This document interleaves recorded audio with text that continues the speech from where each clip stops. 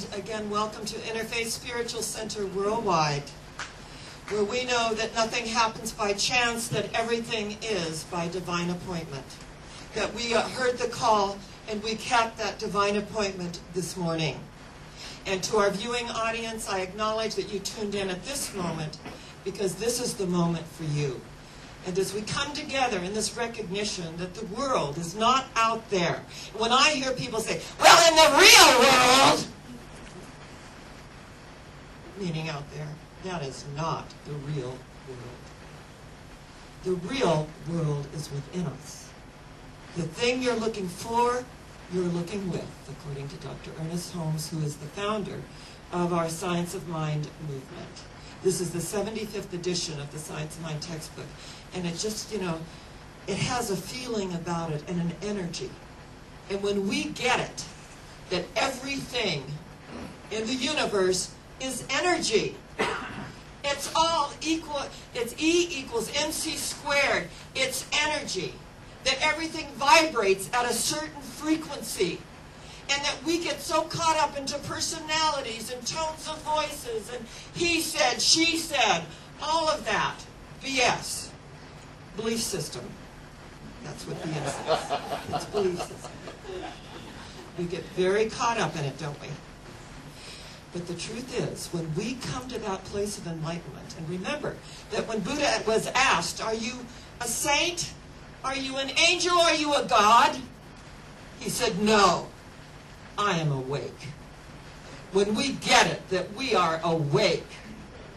We are awake and alive to what is going on within us that is moving out into our universe. And believe me, for every contraction in life, and I have been counseling for over 40 years as a practitioner of this way of life first, but what I know is that for every contraction that we go through, there is an equal and greater expansion on the horizon. So we rejoice in all of it. Nothing is bad or good, but thinking makes it so, according to Shakespeare. But the truth is, we get into the human condition of, oh, it was such a bad experience. Oh, I should never have partnered with them. Oh, what a mistake. There are no mistakes. There are only learning experiences, and we wouldn't have learned our lesson any other way. And believe me, we've all been there. We've all experienced it. And we learn the lesson, and when we really learn it, we wish them well. It's still go with God, but by all means go. But we wish them well. Not in our energy field, because we've learned what we've needed to learn by that experience. We don't need to keep doing it over and over and over again, expecting a different result. That's what Einstein said. That's the definition of insanity. Doing what you've always done and expecting a different result. So we move to the next level of that vibrational frequency. And it's so interesting. I had someone that I was counseling that he went to work for a family member and he thought it was just going to be really wonderful. And the family member had a partner that really acted out and projected. And when someone acts out and projects and withholds your paycheck at the whim, that really is not honoring the situation nor respecting the person. So he meditated on it. And then he started getting all these offers for $20,000 more, $25,000 more. And he went in, and the guy that gave him such a bad time and just withheld the paycheck and all of that, he said, I went in and said, I am now rendering my resignation. It's just not a vibrational match. The guy went, blah, blah, blah, blah, blah, blah, blah. You can imagine, because what that means is, it's just not a good fit. And he walked out feeling so wonderful. And then when he met his family member on the way in, he said, I have just rendered my resignation. And I want to thank you for having that faith in me. I know that I brought in so much business, which he did. So much business.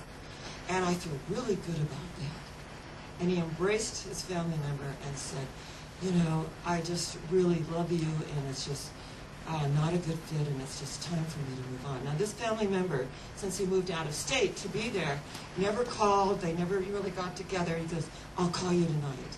You know, and he's felt so good about it that he could complete it in love. And that he could go on with a company that's going to pay him $25,000 more a year. And he had quit that company, and then a new owners bought it and saw his record and called him back and offered him more money. The universe is an amazing unfoldment if we have faith in the energy of the universe. If we acknowledge together that every relationship, it's about vibratory frequencies and coming together with that energy and love and unconditional positive regard, one for the other. And that it's not always a vibrational match. So you don't make them wrong and make them satanic, even if they are. We look at what did I learn from this? What was it in my deep unconscious mind that I hadn't healed?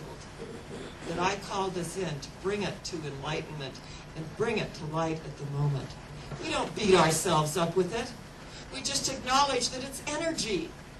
And so, you know, as a child being raised in a very dysfunctional family of alcoholics, for years I did not have people around me that supported me because I didn't really know what that was.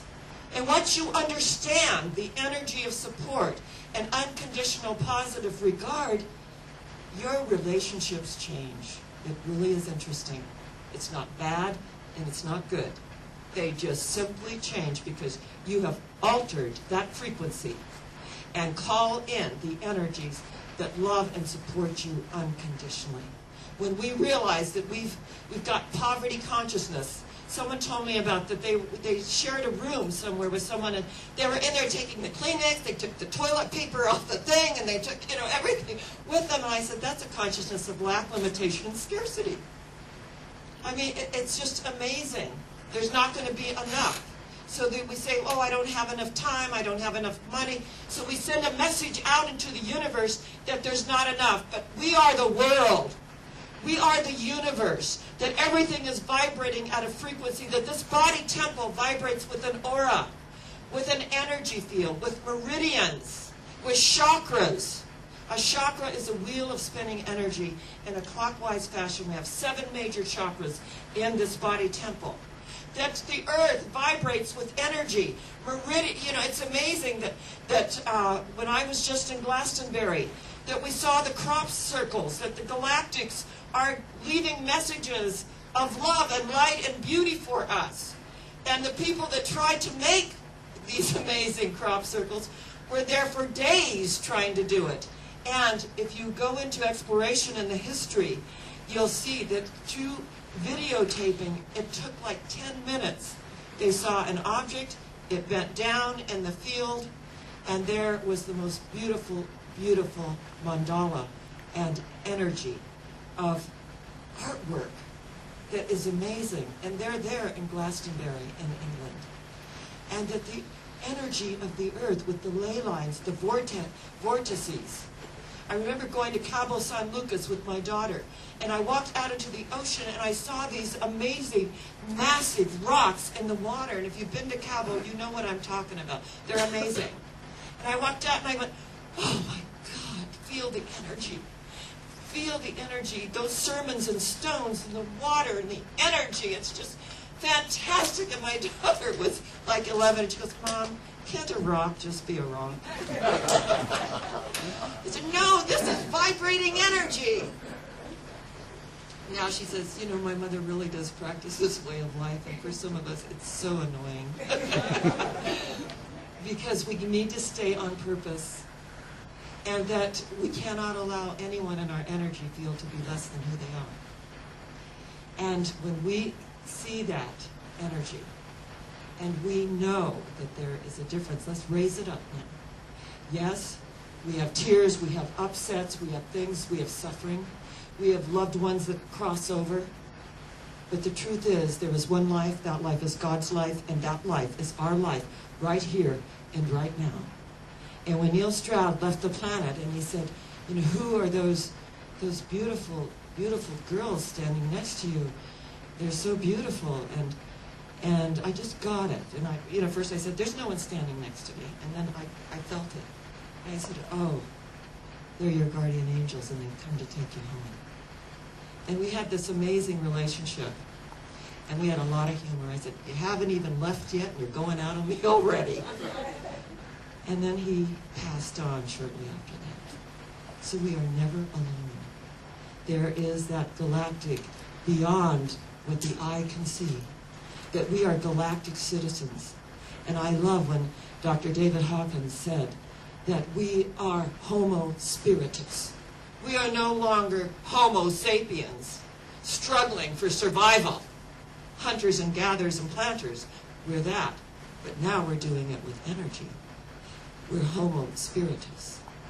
And Dr. Vialdo said, we're Homo luminous. That the luminosity of the energy is coming forward.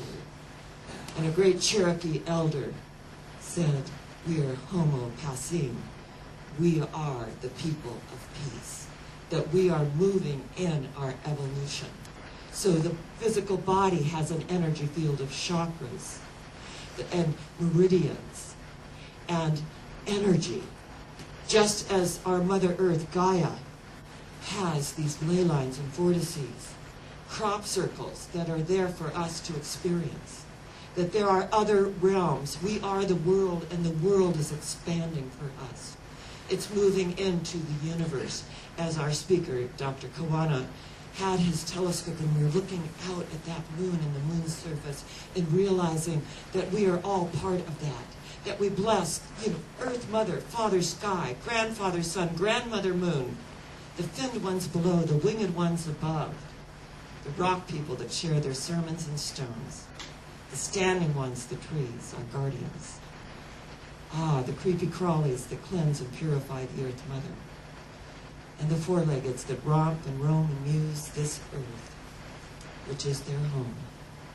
And as the ancient one said, and we two-leggeds that walk the good red road of peace and balance together, that we did not weave the web of life, we are merely a strand on it. And what we do to the quivering of the strand, we do to the web of life. So with great unconditional positive regard, to acknowledge this fragility of the web of life and the strength of each strand, to come to that spiritual awareness and stop looking outside ourselves and getting offended and the gossip and the stuff that goes on that does not serve. But what does serve is to realize that we can send out love and compassion, and that we do not have to be a part of the energy dynamic, that we can just send out love and compassion for those who are not demonstrating their Christ consciousness, their holy I am presence, their Buddha nature. They are not expressing that, then we send them love, because obviously they need our love at that moment. When RJ and RJ is my multimedia journalist and has gone with me all over the world speaking, and I've been speaking on world peace, and I said I was raised in domestic violence, and my sister took her own life, and I made a conscious decision to work for peace. This was in the 60s, and it was make love and not war. And I made this conscious decision. And we were in a Catholic church in Istanbul. And all of the other priests from Nigeria said to RJ, it's okay if you take pictures in there. So he got out the video camera and he started to take pictures. And I mean, this Monsignor, and he was also Nigerian originally, just lost it. I mean, lost it. Start screaming and carrying on. You Americans with your video cameras and blah, blah, blah, blah, blah. So RJ, picked everything up and went outside, and I said, excuse me, sister, and I was with all the others. I said, I'm going to go out with RJ because I really feel this was so inappropriate. And the priest was standing there, and I said, and you are a man of God. And I said, and what was demonstrated here today certainly fell short of that. And we're all entitled to have our moments. But I'm an American, and I'm a minister, and I have my moments. But I said, I'm going to go out and be with my friend. Because as a man of God, it wasn't demonstrated here today. And I walked out to be with RJ, and we went across the street to Starbucks, Istanbul. And I said, we just have to bless him, but it's so hard because when someone's screaming at you in a place of God, that it's ancient, it was built in the 1400s, And the sister came out, Sister Ives, who's a medical doctor. The brothers came out, the fathers came out, the priests came out, and they said, he is an angry little man. And I said, and we will pray for him. We will pray for him. And then we went to another Catholic Mass in London, and they were dancing and embracing RJ and wanted him to film, and he was filming, and they embraced him, and RJ started crying and said, this is just so moving. This is so moving.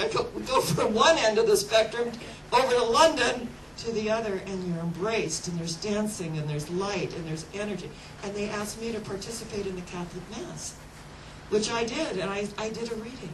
So when we look at we are the world, we are the children, we are the ones that we've been waiting for, we're going to experience all of it. There are angry, the Course of Miracles calls it the angry tyrant, the little tyrant. There is that, but what it's calling for is love. What it's calling for is the energy of comfort, that on some level I feel threatened. And to open and to embrace and to acknowledge that we are the world. We are the children. We are the ones that we've been waiting for. That there is a shift in our consciousness. And that we can never, ever go back to the way it was. When someone comes with gossip, comes to me, I just say, you know what? That's not my experience, and I just don't go there. And I don't. I said, let's just do a treatment and send out love and peace. And believe me, I'm in public life, and I shared with you last week, I've experienced it all. So we cannot take it personally, because it isn't personal. People will project upon us. It's up to us to send out compassion and to love, and to let them go. Because you know what? Sometimes it's just not a vibrational match. So we do it in love, we do it in peace, and we recognize together that it's a new day, it's a new opportunity, it's a brand new canvas. Here's the paints, here's the brushes. You paint paradise, and in you go.